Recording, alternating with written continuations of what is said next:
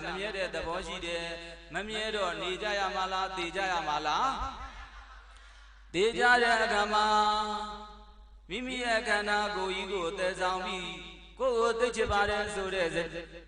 ကိုသိချစ်ပါတယ်ဆိုတဲ့သူတွေကအမျက်တနိုးသိထားကြမှာလားတုတ်တံမှာသွားဆွမ်းကြမှာလားတုတ်တံမှာသွားဆွမ်းကြမှာတပ်ပေသင်္ဃာရအနိစ္စတပ်ပေလုံးစုံကိုသောသင်္ဃာရယုတ်နဲ့နှစ်ပါးခန္ဓာ၅ပါးတို့သည်အနိစ္စမမြဲဘူးမမြဲတဲ့သဘောသိပြီလားမမြဲတဲ့သဘောဟုတ်လားကိုသိချင်ပါတယ်ဆိုတဲ့သားတွေသမီးတွေမိဘတွေဇနီးမယားတွေ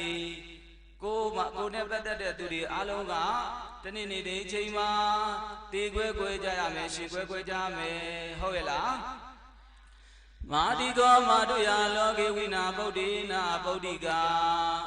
နာနာဘာဝဝိနာဘာဝဣတာလောကေတဓမ္မတာလောကေပြကြလင်ပြစကြလင်ပြကြည်သာလင်ဒုက္ခ၌ရှုပ်လာတဲ့ဤလောကကြီး၌မာတိကောရွာပိုက်တဲ့ကြည်ပူစွာမွေးခဲ့တဲ့ကျေးဇူးနဲ့မြတ်တာလူလူရအသေးလင်းပေသည့်အဖေမေရကုန်သောမိခင်ဘာခင်များသည်ကမာတို့ရာသာတို့ယုတ်ဤတိတာမြည်သာရေကြီးကျမ်းများတပေါက်ကြကမိဘတို့ဝမ်းကြီးစရာဟုမြော်မှန်းကအထင်ကြီးတင်အကင်ကြီးကနဲ့အမြင်ပါရင်နဲ့ဝိနာတင်မိမရဏကြအဖေမေဆိုရဲ့စိမပြနိုင်ပဲကိုယ်ကွင်းခွခွာရလိမ့်မည်တချို့ဆိုလို့ရှိရင်မွေးဖွားကြတဲ့ကတိုင်းမိဘလှုပ်တဲ့သူဆုံးသွားလို့ရှိရင်အမေဖေးဆိုတာစိတ်ပြစရာမရှိတဲ့သူတွေမရှိဘူးလားတေခွဲခွဲသွားတဲ့သူတွေမရှိဘူးလား